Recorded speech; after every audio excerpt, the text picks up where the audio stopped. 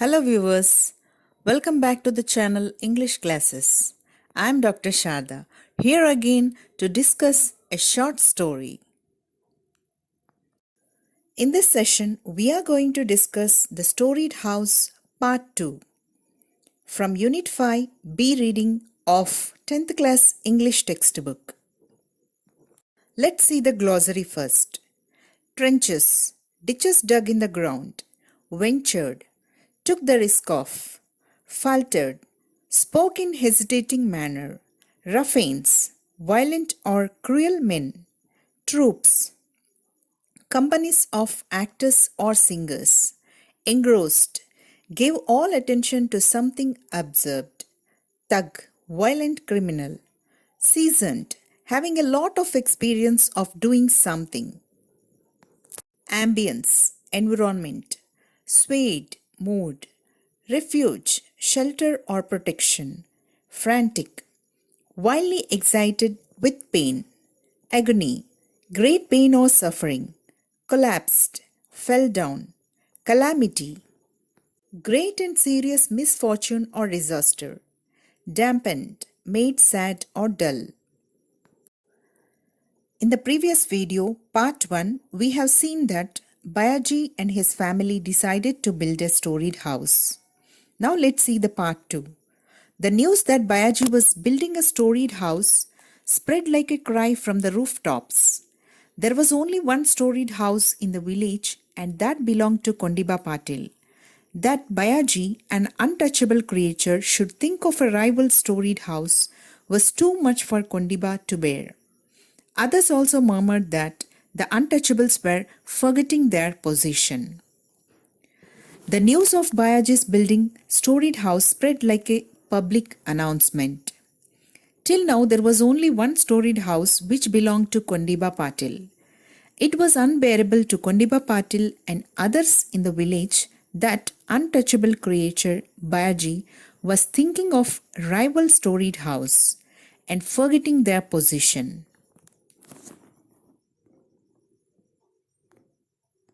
Work on the foundation had started. Dattaram Vadar was given the contract of construction.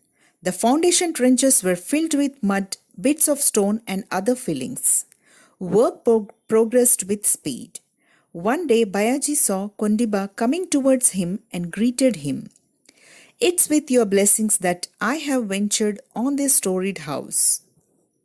Storied house foundation was started. Dattaram Vadar was the contractor. The foundations were laid. The work was at speed. Bayaji met Kondiba one day and greeted him and said it's with his blessings he had ventured the storied house. "Baiju, you should not lose your head simply because you have set aside some money. Do you aspire to an equal status with us by building this house? The poor should remain content with their cottage, understand?" Kondiba remarked rather sharply. "No, Patil, please don't misunderstand me." Bayaji was a little dizzy with the nervousness. "How do you say that? One should keep to one's position. You should not let a little money turn your head." Kondiba was giving a warning to Bayaji that he should not forget his position because he got some money and should not come to equal status to them by building a storied house. They should satisfy with a cottage. Bayaji requested him not to misunderstand him. "I only wish to build a shelter for my family. Then I shall be free to breathe my last," Bayaji answered. "Who says you shouldn't have a house? You can have a small house with 3 convenient portions, a veranda in the front and at the back and the living section in the middle. Why spend unnecessarily on a storied house?" Patil gave his counsel. "No, but," Bayaji faltered. Bayaji said that he could die peacefully by building a shelter to his family. Kondiba said that he was asking him to build a common 3-portioned home with veranda and living section and not to waste money on storied house. Bayaji was hesitating. You may go in for a storied house only if you don't wish to stay in this village. I hope you know what I mean. Kondiba shot out as a warning and walked away. Other ruffians in the village threatened Bayaji in a similar manner. Out of fear, Bayaji had to abandon plans for storage house. The conventional three-portioned house was taken up. Work was resumed and the walls rose rapidly. The middle portion was a little elevated and a small first story fixed up there with a wooden flooring. This part could be reached by stairs raising from the kitchen. No one could guess from the outside that there was a first story to the house. Bayaji had to make the best of things. Kondiba warned Bayaji if he wanted to stay in the village not to go for a storied house and went away. Even other villagers' head persons also warned in same manner. The plan of storied house was cancelled and normal three-portioned house was started with a little elevation with the first story of wooden floor. From outside, no one could know it had a first story. Bayaji made best possible. The house was complete and the traditional housewarming ceremony was planned. Invitations were sent to relatives in different villages. The village elders, by convention, could not be invited to a meal or refreshments. So, they were invited to the ceremonial pan supari.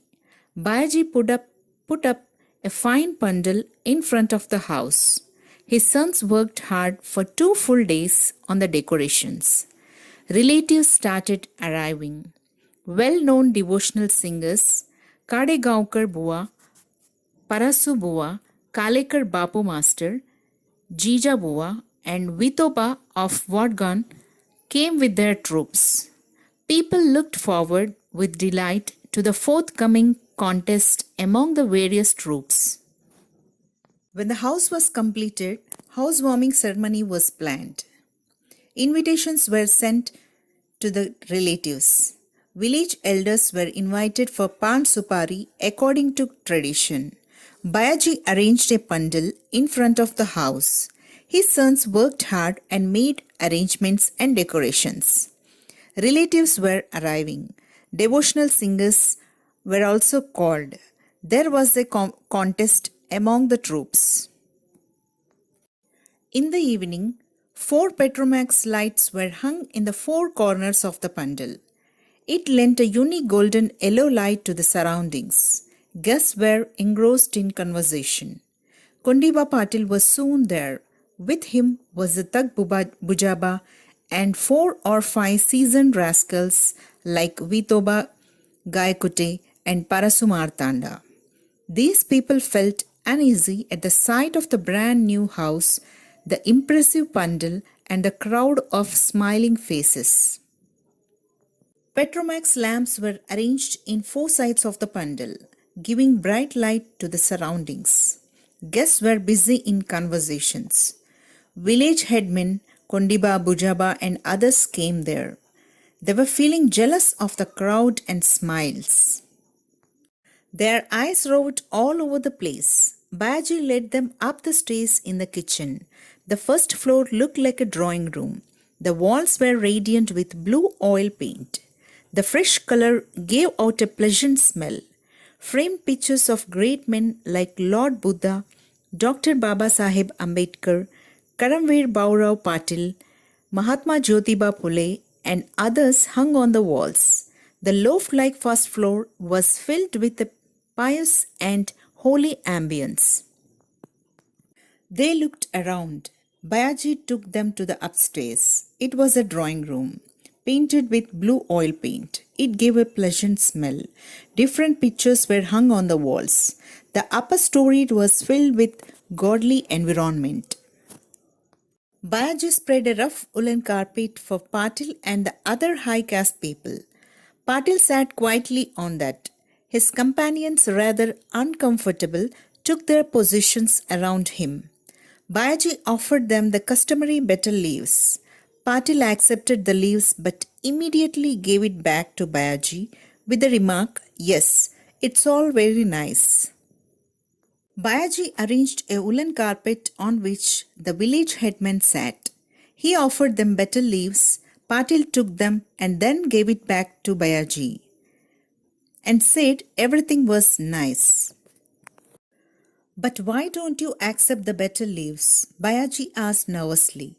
Bujaba smiled artificially and said, "It's enough that your offering is honored.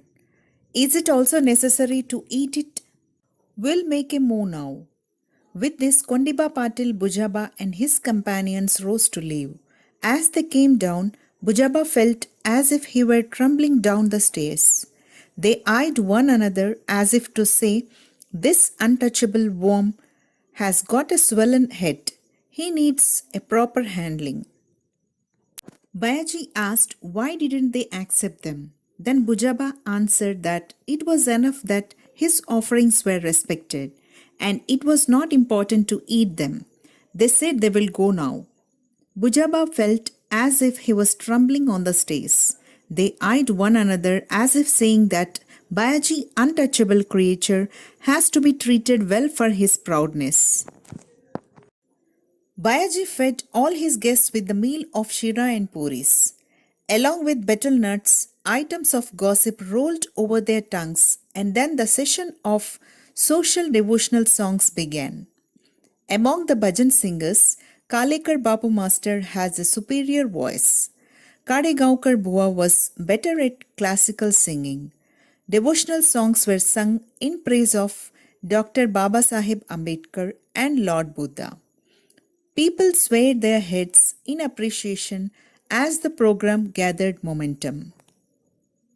All the guests were fed. They were given betel nuts. Gossips were going on. The session of devotional songs started. They were sung on Ambedkar and Lord Buddha. The people were involved in the songs. It was 2 o'clock in the morning. Bayaji was strutting about in the pandal. He sat down by a guest now and then to inquire after his welfare. Small children, unable to resist sleep, had dropped off like bundles of rags. Women sat in front of veranda. Bayaji's children were busy preparing tea for a second round. They had put tea powder and sugar into pot on a trenched stove and waited for the water to boil. The bhajan was in full swing. "I had a dream at night and my breast was full of feeling," went the line. The group advanced from baseless devotionals. Like from the east came a horde of ghosts, each one with 7 heads, to social devotionals. The devotional songs were going on. Bayaji was inquiring after the welfare of the guests, walking in the pandal. At 2 o'clock in the morning, children were slept. Women sat in veranda. Bayaji's children were arranging tea for the second time. Kalekar Bapu Master's powerful voice rose up. "Take to heart the sweet advice of Bhimaraya and bow down to Buddha for the emancipation of the whole world. I fly to the refuge of Lord Buddha. I fly to the refuge of the faith. I fly to the refuge of the faithful." The song rent the air, filling it with joy. And then the undreamed of incident took place. Bayaji's new house had caught fire from all sides. It had suddenly flared up. The women folk in the front veranda screamed in confusion. The guests stood up swiftly and began to pull out of the women like a herd of cattle. Devotional songs were on full swing. Kalekar Bapu Master was praising Lord Buddha and the lyrics were going on. Something unexpected happened suddenly. The Storeyed house caught fire from all the sides. It started flaring up. Women in veranda made loud cry. The guests got up and pulled out women to safe place, like a group of cattle. Bayaji was frantic. He ran around crying, "My house, my storied house. It's on fire. My enemy has taken revenge on me." He entered the roaring flames, crying, "My house, my house." He climbed up, pulled the pictures of Buddha and Baba Saheb from the walls, and hurled them down. As he was about to come down the stairs, it crumbled down in flames. People pulled up water from a nearby well to put out the dreadful fire, but it could not be easily contained. Baji, jump down, quick, jump, people shouted. Women and children were crying and screaming. Now that the staircase had collapsed, no one could go up. Scorched in the flames, Baji ran around like a trapped creature, howling all the time, "My house, my house." Bayaji was worried. He started crying, "My storied house. It's on fire. The enemy had taken their revenge on me." He entered into the fire. He got up and pulled the photos from the wall. When he was coming down the stairs, it fell down. People started pouring water from the nearby well, but could not put the fire down. Everyone were crying, "Bayaji." He was trapped inside the fire like a helpless creature, screaming all the time, "My house, my house." Nobody could reach the upstairs as it was collapsed. And then the upper story itself came down with a crash, and along with it Bayaji, with a resounding thud. People pulled him out. Bayaji was burnt all over. He was still wailing, "My house, my house." Bayaji's children encircled him and cried their hearts out. The guests were busy putting out the fire. All Bayaji's hopes had been reduced to ashes. What was the use of putting out the fire now? The upper story fell down, crashing along with Bayaji. He was pulled out by the people, but he was almost burnt all over his body, still screaming, "My house." The guests were busy in putting the fire off. Bayaji's dreams all came to the ashes. There was no use of putting the fire now. Bayaji was badly burnt and he was in great agony. He asked for water all the time. As his eyes began to roll in his head, his eldest son moved closer, gulped down the sorrow that was surging in his throat, and asked, "Nana, what's your last wish?" "Sons, I want you to build a storied house. I have no other wish." With these words, his head collapsed like the storied house. Bayaji was quiet, and the fire too had calmed down. Bayaji was severely burnt and was feeling pain. He asked for water. His eyes began to roll. His eldest son, controlling his sadness, asked his father about his last wish. Then Bayaji told that building the storied house was his only wish, saying that he died in a similar way to the collapsed storied house. Bayaji and fire together got calm. Bayaji's mother wept bitterly. "Your father passed away without giving me a burial. At least your hands should have pushed the dust over my dead body. Bayaji, speak to me." She was mad with grief.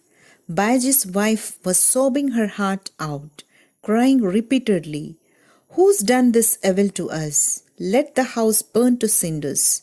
Save my husband first." The entire family was shattered by the calamity.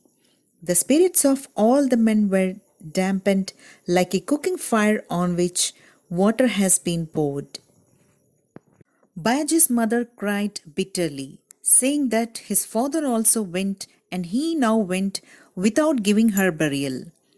His wife too cried out about cursing the people who did this injustice to them. Asked to save Bayaji, leaving the ashes of the house. The whole family collapsed by the misfortune. Everyone's spirit was calmed down like a cooking fire which was put down by pouring water on it. In the morning, the village officers and witnesses visited the place to record the facts of the accident. Bayaji's death was the result of an accident due to a Petromax flare-up. This was their conclusion. The house was burning before the housewarming ceremony was over, and Bayaji was in ashes in the cemetery instead of enjoying the comforts of a retired life. After the funeral, people returned hanging their heads. All of them were pained at heart to think that, having come to celebrate the housewarming, they had the misfortune to attend the funeral of the host. The next day, officers came to record the truth about incident. It was concluded that Bayaji's death was because of the fire with Petromax lamp. Everything turned into a sadness. Instead of enjoying the retirement life in his dream storied house, Bayaji was resting in ashes. People felt bad that instead of enjoying the housewarming ceremony, they attended the funeral of the host. All were sitting in a sullen mood in the pandal when Bayaji's eldest son came out with 3 or 4 baskets, a spade, a pickaxe, and a hoe. He outlined a square with the pickaxe and began to dig. The eldest son was digging, the second was gathering the earth with his spade, and the others were lifting it away in baskets. The guests asked in amazement, "Children, you are in mourning. What's this you are doing?" Everyone were in gloom, sitting in the pandal. Bayaji's son came with basket, spade, pickaxe, and hoe. They started digging, and the guests questioned them what they were doing because they were in the mourning of their father's death.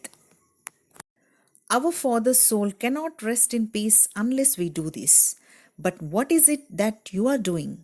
We are starting on a house, not one with a concealed first floor, but a regular 2-storied house, replied the eldest son of Bayaji, and the 6 brothers resumed with determination the work of digging the foundation of a 2-storied house. Bayaji's son answered that their father's soul will not be peaceful unless they do it. When they were asked what they were doing, they said that they are starting on the work of a building storied house.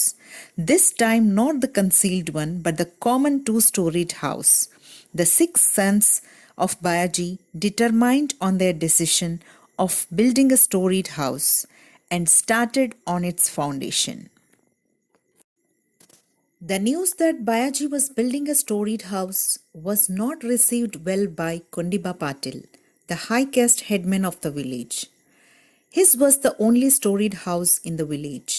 The fact that a Dalit was thinking of building one equal to his own was not only an affront to his status, but also a devaluation of the accepted form of social hierarchy.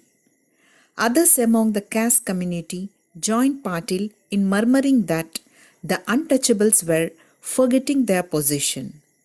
Patil warned Bayaji that he may go into construction of storied house only if he did not wish to stay in the village.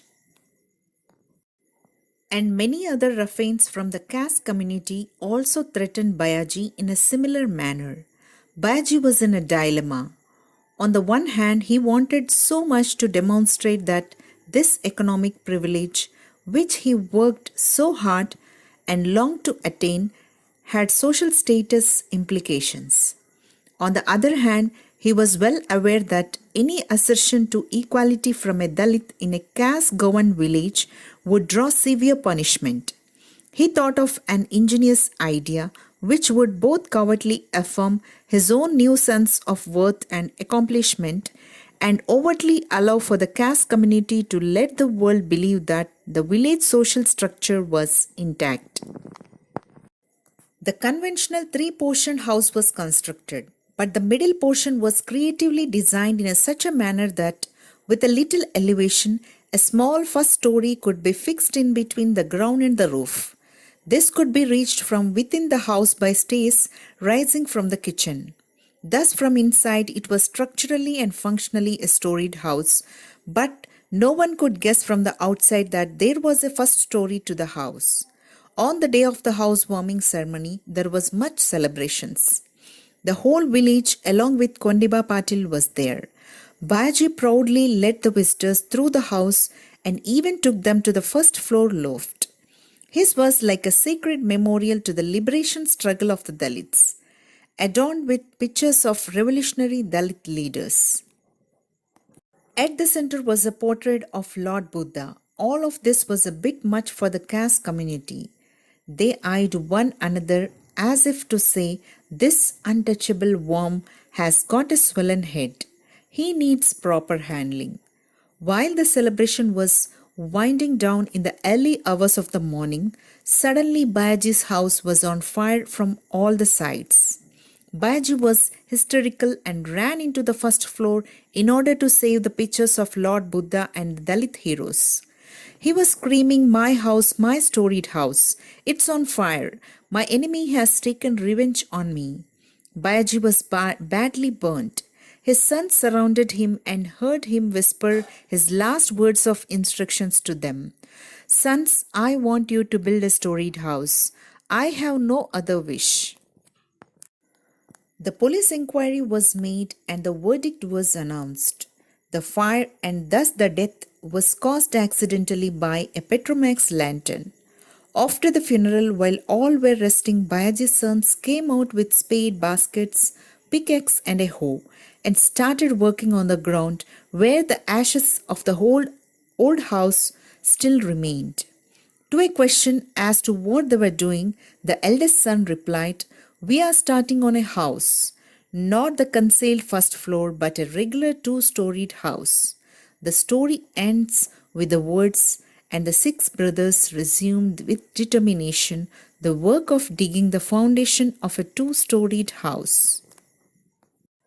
The poor Bayaji's dream to build a storied house and his life both were collapsed by the village headmen with their jealous on him.